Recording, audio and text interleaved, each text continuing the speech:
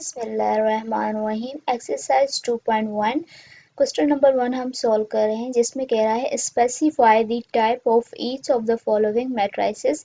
जो हमारे पास given matrices हैं उसमें हमें क्या करना है, स्पेसिफाई करना है कि कौन सी मैट्रिक्स किस टाइप से बिलोंग करती है।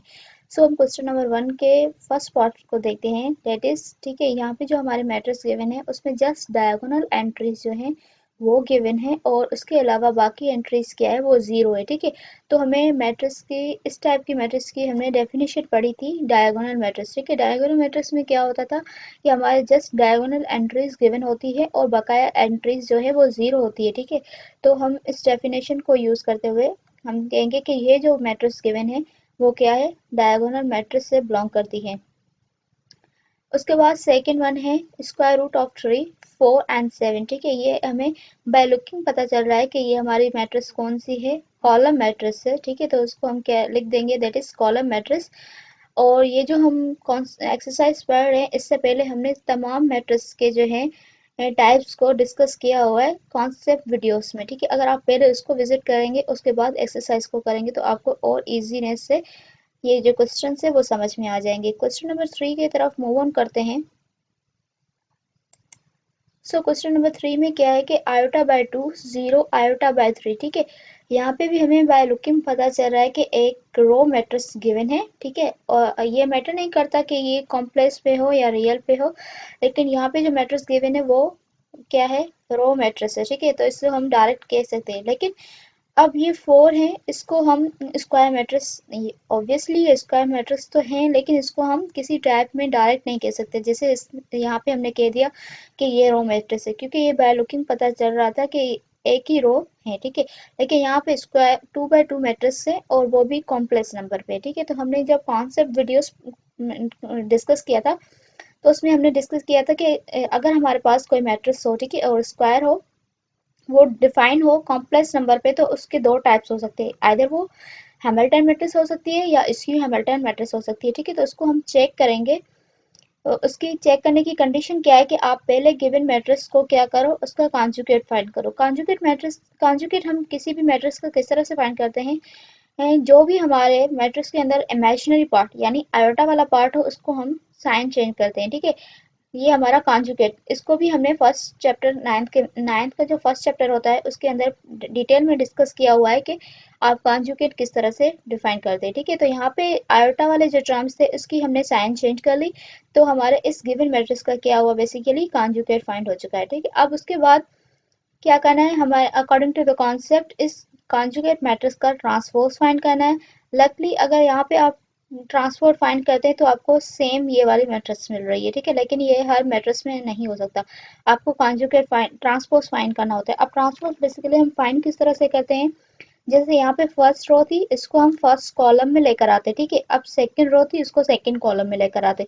ठीक है, इसी तरह अगर थर्ड बाय थर्ड होती तो थर्ड रो को थर्ड कॉलम में ले आते। ठीक है, इस तरह से हम ट्रांसपोज फाइंड करते हैं।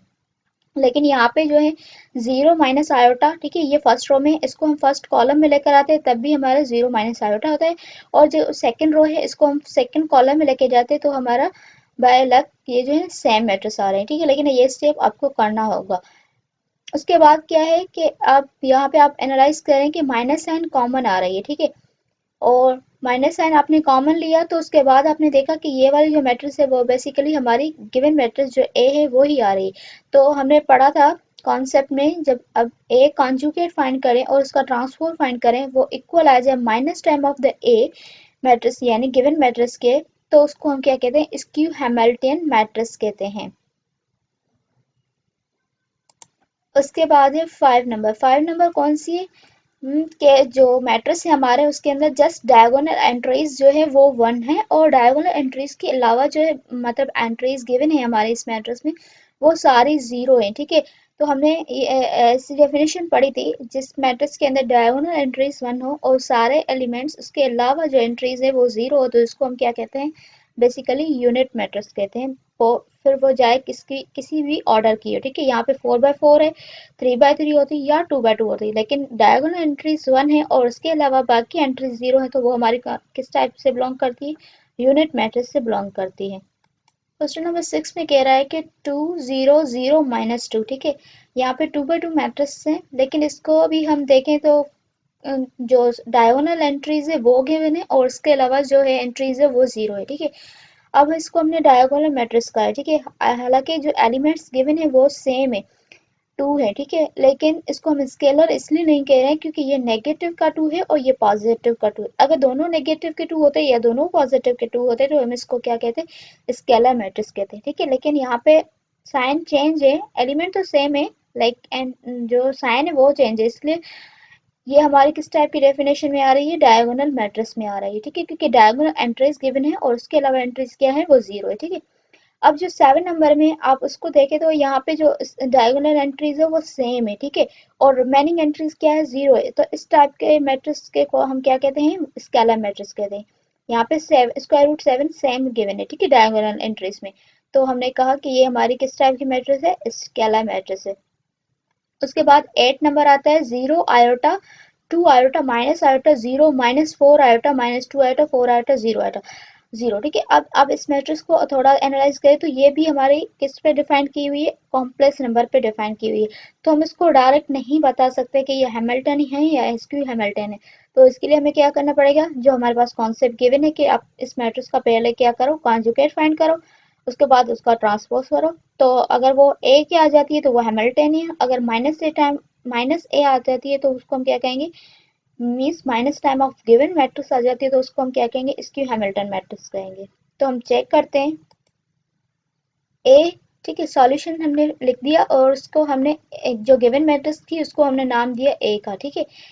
आप कोई भी नाम दे सकते हैं गिवन मैट्रिक्स को, ठीक है। हमने ए नाम दे दिया। उसके बाद हमने क्या करना है, कॉन्जुगेट फाइंड करना है। तो कॉन्जुगेट में हम क्या करते हैं, जस्ट इमेजिनरी पार्ट की साइन चेंज करते हैं। तो ये पॉजिटिव का था तो नेगेटिव का हो गया, पॉजिटिव का था तो नेगेटिव का हो गया, नेगेटिव का आयोटा था तो पॉजिटिव का हो गया, और ये माइनस नेगेटिव का था तो ये पॉजिटिव का हो गया, और यहाँ पे माइनस माइनस का था तो ये पॉजिटिव का हो गया, पॉजिटिव का था तो माइनस का आ गया, ठीक है। इसी तरह हमने गिवन मैट्रिक्स के अंदर जितने भी इमेजिनरी वाले पार्ट थे उसकी साइन चेंज कर दी। तो ये हमने क्या किया, बेसिकली इस मैट्रिक्स का कॉन्जुगेट फाइंड कर दिया, ठीक है। जब हमने मैट्रिक्स का कॉन्जुगेट फाइंड कर दिया तो अगला स्टेप क्या है कि आप उसका ट्रांसपोज फाइंड करो। ट्रांसपोज हम किस तरह से फाइंड करते हैं, किसी भी मैट्रिक्स का रो को कॉलम में लेकर आते हैं। तो फर्स्ट रो को फर्स्ट कॉलम में लेकर आओ, 0 -आयोटा -2 आयोटा इसको हमने लिख दिया फर्स्ट कॉलम में, ठीक है। देन सेकेंड रो कौन सी थी, आयोटा 0 4 आयोटा, इसको हमने सेकेंड कॉलम में लिख दिया। थर्ड रो कौन सी है, 2 आयोटा -4 आयोटा 0, इसको हमने थर्ड कॉलम में लिख दिया, ठीक है। रोज को कॉलम में लेकर आए तो ये हमारी हो गई ट्रांसपोज। इसके बाद हमने देखा यहाँ से माइनस साइन चेंज कॉमन नहीं निकल रही, लेकिन जो हमारी मैट्रिक्स बनकर आई है वो गिवन मैट्रिक्स ही बनकर आई है, ठीक है। तो हमने लिख दिया ये ए। जब ए कॉन्जुगेट होल ट्रांसपोज बराबर आ जाए गिवन मैट्रिक्स के तो उसको हम क्या कहते हैं, हैमिल्टन मैट्रिक्स कहते हैं। लास्ट वन है 2 -आयोटा 5 आयोटा आयोटा। अगेन ये जो गिवन मैट्रिक्स है वो किस पे है, कॉम्प्लेक्स नंबर पे डिफाइन हुई हुई है। तो हम चेक करेंगे कि पहले उसका हम कॉन्जुगेट फाइंड करेंगे, उसका ट्रांसफर, उसके बाद हम चेकेंगे कि वो माइनस टाइम ऑफ ए आ रही है या फिर ए आ रही है, ठीक है। तो उसको हम चेक कर लेते हैं, ठीक है। तो हमने सॉल्यूशन में उस जो गिवन मैट्रिक्स की उसको हमने ए का नाम दे दिया और उसके बाद उसका हमने कॉन्जुगेट फाइंड किया, ठीक है। कॉन्जुगेट में क्या है, जस्ट हमने इमेजिनरी पार्ट की साइन चेंज की। ये नेगेटिव का था पॉजिटिव हो गया, पॉजिटिव का था नेगेटिव का आ गया। आयोटा पॉजिटिव का है, यहाँ पे माइनस आयोटा हो गया, यहाँ पे +7 आयोटा है, यहाँ पे -7 आयोटा हो गया। ये दोनों नेगेटिव के थे तो इसको हमने पॉजिटिव में कर लिया, ठीक है। बाकी जो विथआउट आयोटा है मीन्स इमेजिनरी पार्ट के अलावा जो है वो हमने सेम रखे, ठीक है।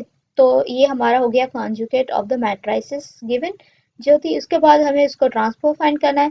फर्स्ट रो को फर्स्ट कॉलम में लेकर आए, सेकंड रो को सेकंड कॉलम में लेकर गए और थर्ड रो को थर्ड कॉलम में लेके गए। तो ये हमारा हो गया ट्रांसपोज, ठीक है। उसके बाद हमने एनालाइज किया कि ये जो गिवन ये मैट्रिक्स जो हमारी आ गई है इससे माइनस साइन कॉमन नहीं हो रही, लेकिन ये मैट्रिक्स जो है वो सेम जो है ए बनकर आ गई है, ठीक है। तो हमने लिख दिया कि ए कॉन्जुगेट होल ट्रांसपोज जो है वो इक्वल आ गई ए, ठीक है। अगर ये वाली कंडीशन आ जाए तो उसको हम क्या कहते हैं, हैमिल्टन मैट्रिक्स कहते हैं। अगर माइनस आ जाती है तो फिर स्क्यू हैमिल्टन मैट्रिक्स, लेकिन यहाँ पे माइनस साइन नहीं कॉमन निकल रही, जस्ट ए मैट्रिक्स बनकर आ गई। तो हमने कहा A conjugate whole transpose equal आ गया ए के। तो ये हमारी गिवन मैट्रिक्स कौन किस टाइप के मैट्रिक्स से बिलोंग करती है, हैमिल्टन मैट्रिक्स से बिलोंग करती है। तो ये थे क्वेश्चन नंबर 1 के अंदर 9 पार्ट्स, जिसमें हमें एनालाइज करना था कि कौन सी मैट्रिक्स किस टाइप से बिलोंग करती है। अब आप स्पेसिफाई तभी कर पाएंगे जब आप कॉन्सेप्ट वीडियोस या अपने कॉन्सेप्ट जो है वो क्लियर करेंगे। उसके बाद आपकी जो एक्सरसाइज है वो आपके लिए बहुत आसान होगी। अल्लाह हाफिज।